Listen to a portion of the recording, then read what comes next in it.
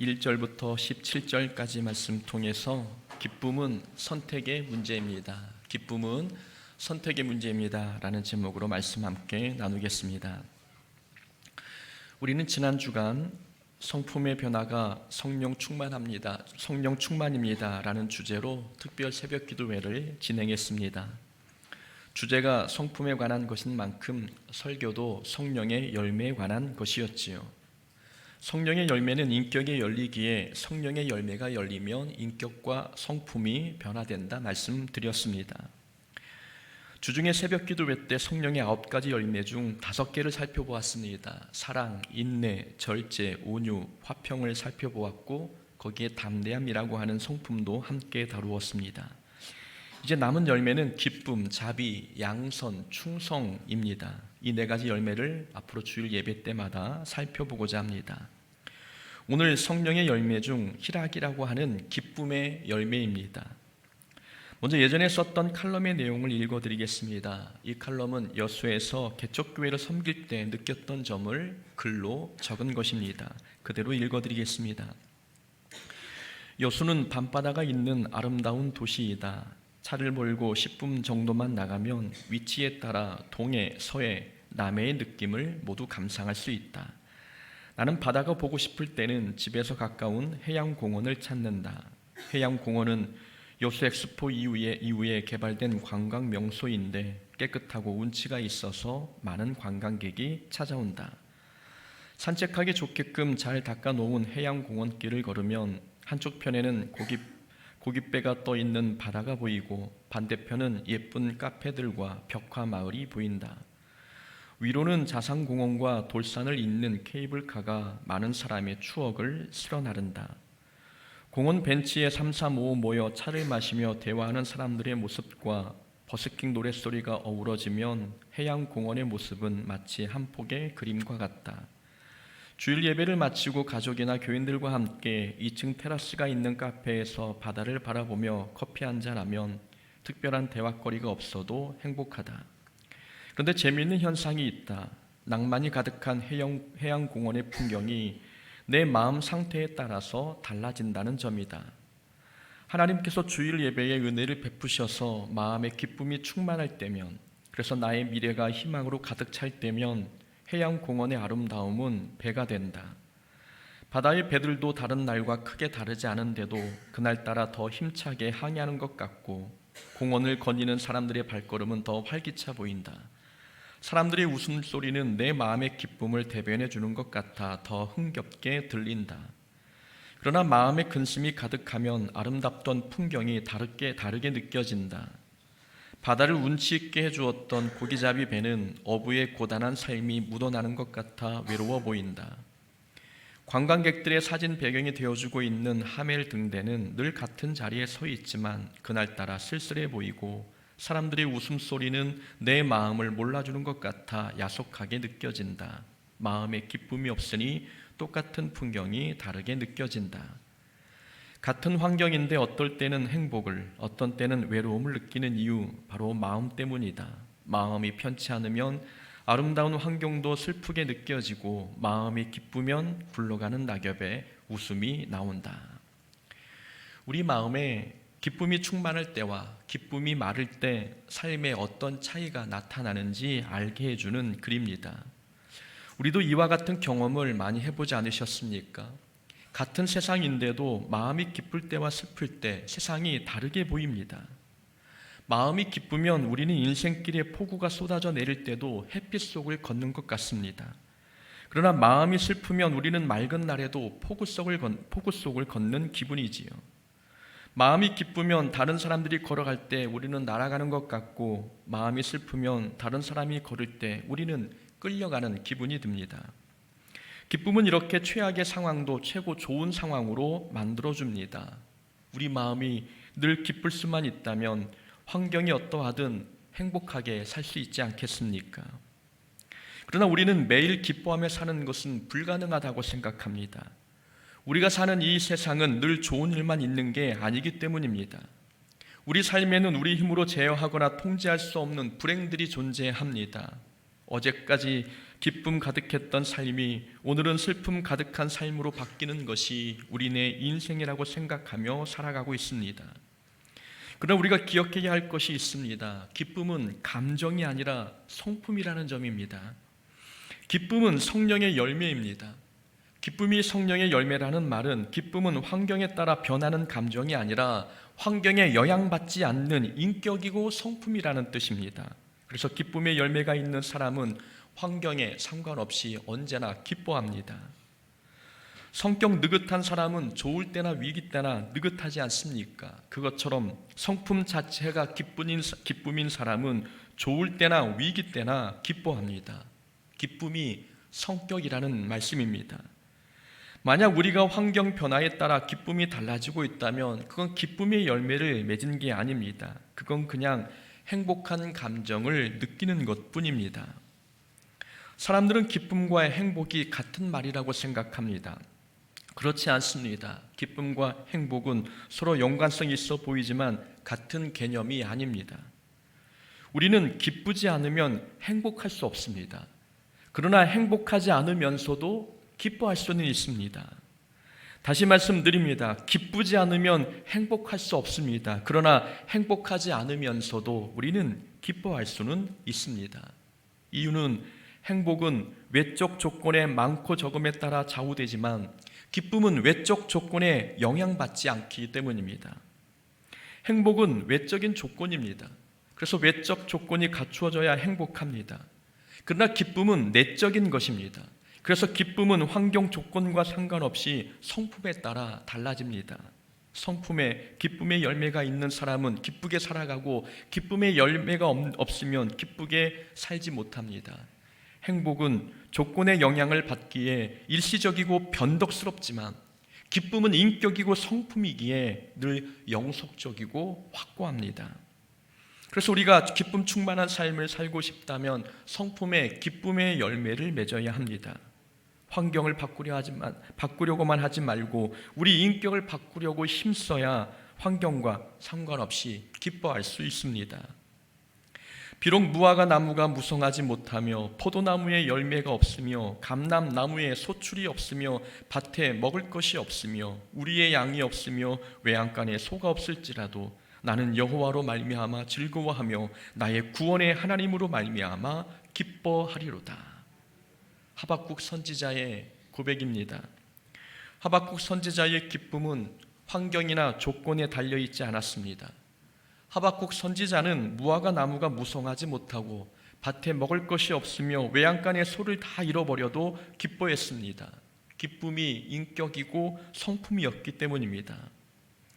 사람들은 생각합니다. 어떻게 기쁨이 인격이 될 수 있는지, 사람이 어찌 모든 상황에서 기뻐하는 기쁨의 성품을 갖출 수 있는지 궁금해합니다. 그러나 사람의 힘으로는 불가능하지만 성령의 힘으로는 가능합니다. 기쁨의 열매는 성령의 열매입니다. 성령의 열매이기에 기쁨의 성품은 우리 힘으로 맺을 수 없고 성령 하나님께서 맺어주셔야 얻을 수 있습니다. 성령 하나님께서 역사하시면 우리의 성품이 기쁨의 성품이 될 수 있습니다. 요셉이 보디발의 노예로 살 때 좌절하지 않고 일상을 잘 살았던 이유는 성품 자체가 기쁨이었기 때문입니다. 욥도 삶의 모든 것을 다 잃어도 불평하지 않은 이유는 인격이 기쁨이었기 때문입니다.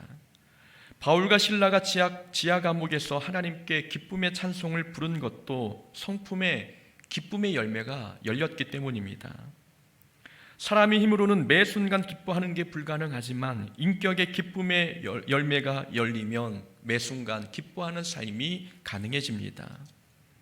그러면 기쁨의 열매는 어떻게 열릴까요? 기쁨의 열매는 사랑할 때 열립니다. 사랑이 우리에게 기쁨을 가져다 줍니다. 사랑에 빠진 사람은 주변 환경과 상관없이 기쁨이 충만하지 않습니까? 사랑에 빠지면 지하 단칸방에 살아도 기뻐합니다. 돈이 없어 전기가 끊기고 연탄이 없어 방이 냉골이어도 사랑이 있으면 그런 상황에서도 기뻐합니다. 사랑과 기쁨은 서로 연결되어 있기 때문입니다. 그래서 성령의 열매 중 사랑의 열매 다음이 기쁨의 열매입니다. 성령의 9가지 열매에서 첫 번째 열매가 사랑이고 두 번째 열매가 희락, 곧 기쁨이지 않습니까? 사랑의 열매가 열리면 자동적으로 기쁨의 열매도 열린다는 것을 보여주는 것입니다. 기쁨은 환경이 좋을 때, 기쁨의 열매는 환경이 좋을 때 열리는 게 아니라 우리가 사랑할 때 열립니다. 야곱이 외삼촌 라반의 집에서 일할 때 라반의 딸 라헬과 요셉이 사랑에 빠졌습니다. 야곱이 사랑에 빠졌습니다. 야곱은 라헬을 아내로 얻기 위해 7년 동안 외삼촌 집에서 일하기로 했지요. 아내를 얻는 조건으로 7년 동안 자기의 노동력을 제공하기로 한 것입니다. 성경에 보면 야곱이 7년을 수일같이 여겼다고 기록되어 있습니다. 7년이라는 긴 세월이 단 며칠 지나가듯 순식간에 흘렀다는 말입니다. 매일매일이 힘들고 지루했다면 어찌 7년을 수일같이 여겼겠습니까? 야곱은 하루하루가 기쁘고 행복했기에 7년이 단 며칠인 것처럼 느껴졌습니다. 그게 가능한 이유는 야곱이 사랑에 빠졌기 때문입니다. 야곱이 사랑에 빠지니 긴 세월이 지루하지 않았고 힘든 노동도 기쁨으로 다가왔습니다. 사랑이 기쁨의 열매를 맺게 한 것입니다. 우리가 이렇게 사람과 사랑에 빠져도 환경을 능가하는 기쁨이 있는데 우리가 하나님과 사랑에 빠진다면 더 큰 기쁨이 찾아오지 않겠습니까? 하나님과 사랑에 빠지면 전능하신 하나님께서 내 마음에 들어오십니다. 하나님께서 내 안에 내주하시며 성령 충만해지고 성령이 충만하면 기쁨도 충만해집니다. 사도행전에 초대교회가 형성된 이야기가 나옵니다. 복음이 전파되어 교회가 성령 충만해질 때 그때 나타난 공통적인 현상이 있는데 바로 기쁨이었습니다. 날마다 마음을 같이하여 성전에 모이기를 힘쓰고 집에서 떡을 떼며 기쁨과 순전한 마음으로 음식을 먹고, 기쁨과 순전한 마음으로, 그 예수님과 사랑에 빠진 성도들이 모인 곳에는 언제나 기쁨이 있었다는 것을 보여주고 있습니다. 그 성에 큰 기쁨이 있더라. 사마리아의 복음이 전파되고 성도들이 하나님과 사랑에 빠지니 복음의 불모지였던 사마리아 성에 큰 기쁨이 있었습니다. 사도행전 13장 5절에서도 제자들은 기쁨과 성령이 충만하니라 라고 말씀하고 있습니다. 바울과 바나바는 비시디아 안디옥에서 유대인들로부터 박해를 받았습니다. 그럼에도 바울과 바나바는 기쁨 충만, 성령 충만했습니다. 핍박 속에서 기쁨이 충만할 수 있었던 이유는 예수님과 사랑에 빠졌기 때문입니다. 예수님과 사랑에 빠지면 우리 안에 기쁨의 열매가 열립니다. 그러니 우리 안에 기쁨이 줄고 있다면 우리는 예수님과의 관계에 문제가 생긴 것은 아닌지 점검해야 합니다. 예수님과 사랑에 빠지면 기쁨이 당연히 동반되어야 하는데 기쁨이 없다면 영적 생활에 문제가 생긴 게 아니겠습니까? 예수님을 향한 사랑이 줄어들면 기쁨도 함께 줄어듭니다. 그러니 우리 삶에 기쁨이 줄고 있다면 우리의 영적인 상태를 점검해야 합니다. 우리 교회, 우리 가정이 기쁨 충만하기를 원하십니까? 그렇다면 서로 사랑해야 합니다. 서로 사랑하면 우리는 만나기만 해도 기쁠 것이고 서로를 생각만 해도 얼굴에 미소가 지어질 것입니다. 기쁨의 열매는 우리가 사랑할 때 열립니다.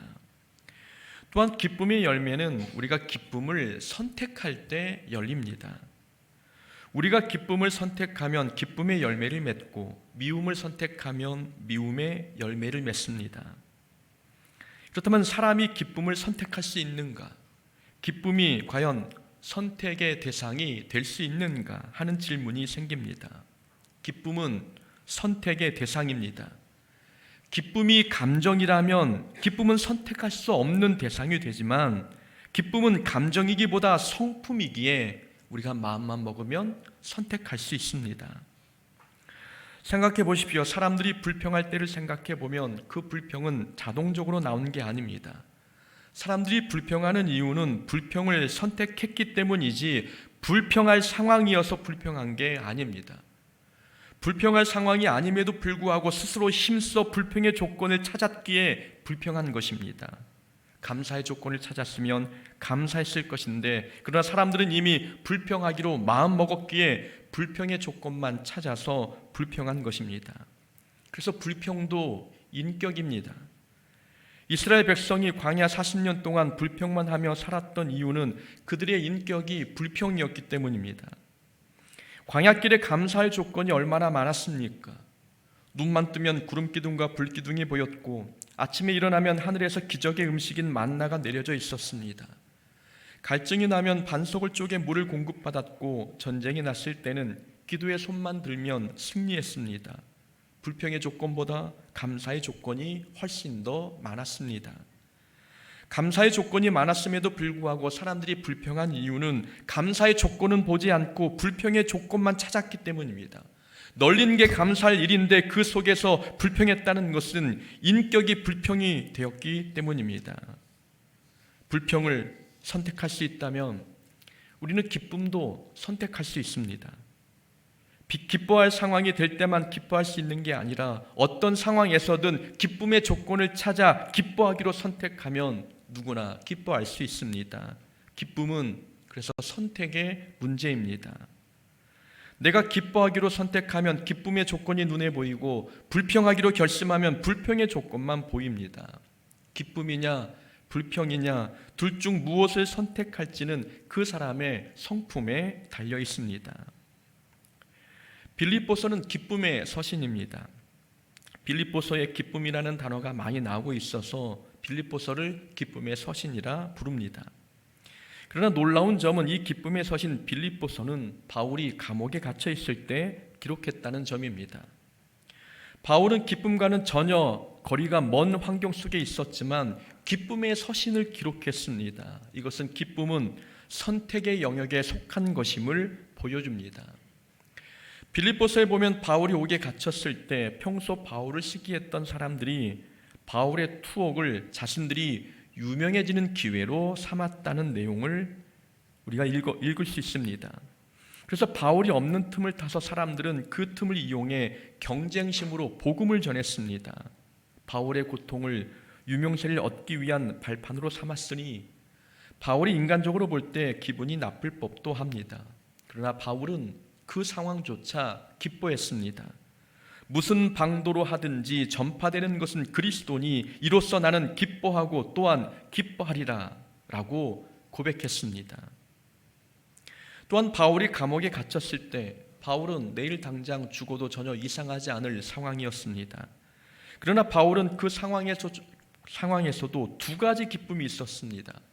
석방되면 복음을 전할 수 있어서 기뻤고, 죽으면 예수님을 만날 수 있어서 기뻤습니다.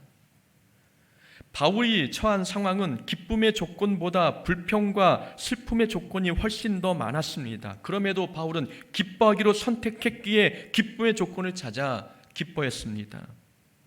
믿음의 눈을 크게 뜨고 기쁨의 조건을 찾으니 최악의 상황에서도 기뻐할 수 있었던 것입니다. 기쁨은 선택의 문제인 것입니다. 우리가 최악의 상황에서도 기뻐하기로 선택하면 우리는 기뻐할 수 있습니다. 그렇게 하다 보면 우리 인격에 기쁨의 열매가 열립니다.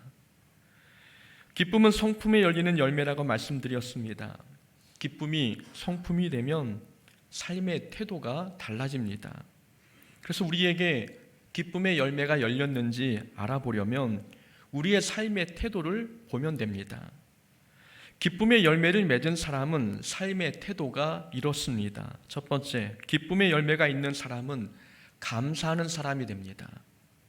기쁨과 감사는 서로 짝꿍입니다. 감사가 사라지면 기쁨도 사라지고, 기쁨이 사라지면 감사도 사라집니다. 기쁨의 열매는 하루 종일 껄껄거리면서 웃는 게 아닙니다. 기쁨의 열매는 범사에 감사하는 것입니다. 성경에 보면 기쁨과 감사는 항상 함께 등장했습니다. 이스라엘 백성이 홍해바다를 건넜을 때 백성들은 하나님께 기뻐 찬양했습니다. 홍해를 가르는 기적을 통해 자신들을 바로의 왕의 군대로부터 구원해 주신 일에 감사했기 때문입니다. 자녀를 낳지 못했던 한나는 사무엘을 낳자 하나님께 기뻐하며 기도했습니다. 자녀를 주신 일에 감사했기 때문입니다. 성전 미문에 앉아있던 걷지 못한 사람은 예수 이름으로 걷고 뛰었습니다. 그러자 성전에 뛰어들어가 기뻐하며 하나님께 찬양했습니다.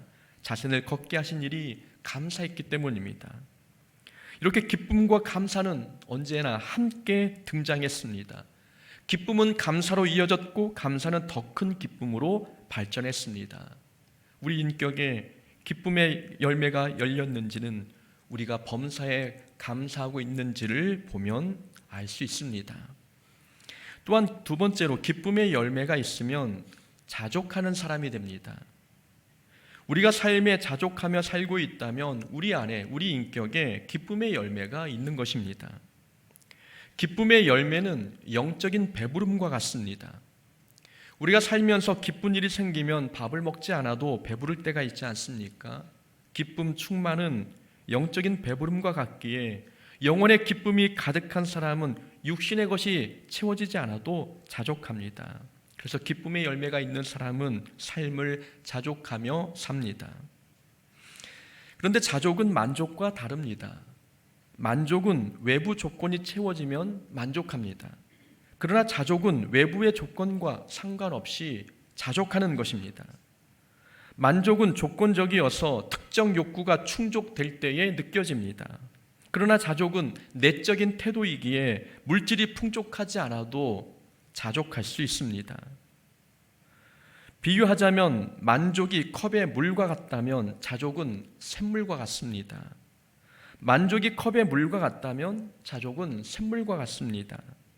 컵의 물은 누군가 채워줘야 가득 찹니다. 만족은 외부의 것을 채워야만 만족할 수 있지만 자족은 샘물과 같아서 외부의 것을 채우지 않아도 내면에서 계속 기쁨이 솟아나기에 자족할 수 있습니다. 우리가 인격의 기쁨의 열매를 맺으면 우리 안에 기쁨이 샘물처럼 솟아납니다. 그래서 누군가 우리 마음의 옹달샘에 돌을 던져 흙탕물을 만들어도 기쁨의 성품을 소유한 사람은 기쁨을 잃어버리지 않습니다.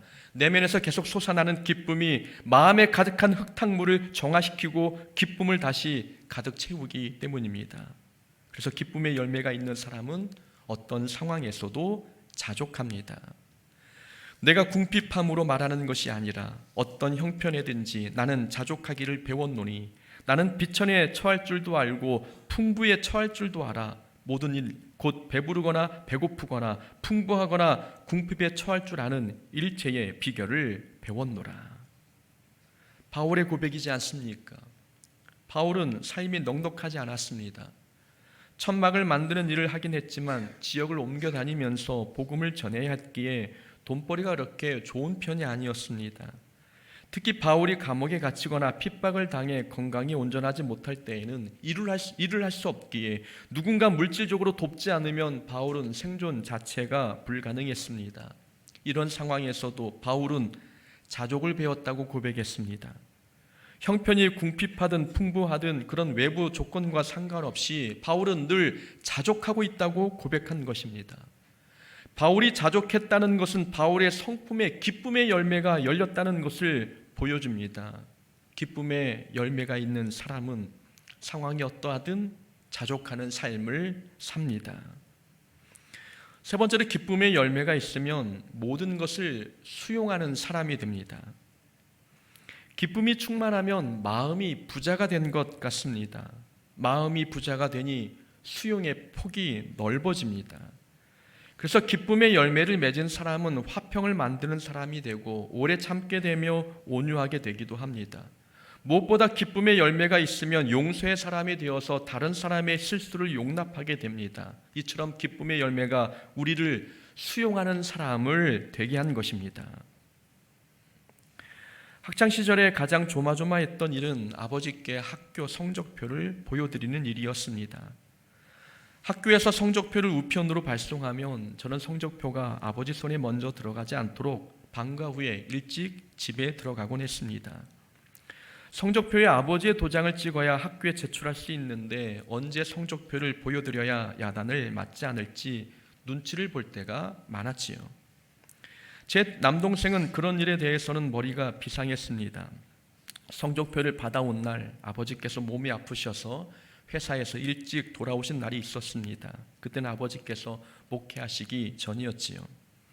아버지께서 현관을 열고 들어오셨는데 얼마나 아프셨는지 끙끙 앓는 소리가 제 방까지 들렸습니다.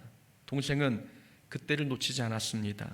그때가 성적표를 보여드릴 적기라고 생각해서 가방에서 얼른 성적표를 꺼내 아버지께 보여드렸습니다. 아버지는 몸이 아프시니 보지도 아니하시고 잘했다 라고 하시면서 자리에 누우셨습니다. 동생이 성적표를 보여드리고 다시 방으로 돌아왔을 때의 그 모습은 무엇인가 큰 미션을 성공한 것처럼 얼굴에 미소가 가득했습니다. 하지만 몸이 아플 때 성적표를 보여드리는 것은 위험 부담이 큽니다. 이 몸이 아프면 사람이 짜증이 더 나지 않습니까? 그래서 잘못 걸리면 2배, 3배의 야단을 더 맞을 수 있습니다. 그러나 절대 실패하지 않을 때가 있습니다. 아버지의 기분이 좋으실 때입니다. 기분이 좋을 때는 성적표를 보셔도 좋게 넘어가십니다. 마음이 기쁘니 포용력, 수용력이 좋아지는 것입니다. 우리 인격에 이렇게 기쁨의 열매가 열리면 우리는 모든 것을 잘 수용하는 사람이 됩니다. 다른 사람의 행동이 그 전에는 좋게 보이지 않았는데 기쁨의 열매를 맺고 보니 모든 것이 아름답고 이쁘게 보이는 것입니다. 기쁨의 인격이 되니 우리는 이해심도 깊어지고 포용력도 넓어지며 용서의 크기도 커집니다. 요셉도 자기를 판 형들을 용서했습니다. 아브라함도 자기 조카 롯에게 먼저 좋은 땅을 양보했습니다. 다윗도 자기를 비난한 시므이에게 복수하지 않았으며 스데반 집사님은 자신에게 돌을 던지는 자를 위해 기도했습니다. 이들의 삶의 태도가 수용적이고 용서의 성품이고 이해심이 컸던 이유는 인격의 기쁨의 열매를 맺었기 때문이고 삶의 기쁨이 충만했기 때문인 것입니다. 우리에게 기쁨의 열매가 열렸는지는 이렇게 삶을 대하는 우리의 자세와 태도를 보면 알 수 있습니다. 성품학교에서도 기쁨의 정의를 이렇게 내리고 있습니다. 불쾌한 상황들에 부딪혔을 때에도 좋은 태도를 유지하는 것. 불편한 상황들이 부딪혔을 때에도 좋은 태도를 유지하는 것이 곧 기쁨의 성품이라고 이야기합니다. 우리 인격에 성령의 열매가 열리면 불쾌하고 불행한 상황에서도 기쁨의 태도를 유지할 수 있습니다. 어떤 상황에서든 기뻐할 수 있다면 우리 삶 행복하지 않겠습니까? 기쁨의 열매에 우리의 행복이 달려 있다면 우리는 이제 기도 내용을 바꾸어야 합니다. 지금까지 행복을 위해 물질을 달라고 기도했고 환경을 바꾸어 달라고 기도했다면 이제는 기쁨의 열매를 달라고 기도해야 합니다. 사람들은 행복을 원하면서 기쁨의 열매를 달라고는 잘 기도하지 않습니다. 기쁨의 열매라고 하는 이 성령의 열매를 갖춘 성품이 행복과 연결되어 있다는 것을 모르기 때문입니다. 기쁨의 열매를 맺으면 환경을 바꾸지 않아도 행복할 수 있는데 사람들은 기도할 때마다 환경을 바꾸려 하지 자기의 성품을 바꾸려고 하지는 않습니다. 인격에 기쁨의 열매가 열린다면 우리는 어디에 가든 누구를 만나든 기뻐할 수 있습니다. 하나님께 기쁨의 열매를 달라고 기도함으로 삶의 형편이 어떠하든 날마다 기뻐하는 자가 될 수 있기를 주의 이름으로 축원합니다. 아멘. 우리 말씀을 붙들고 함께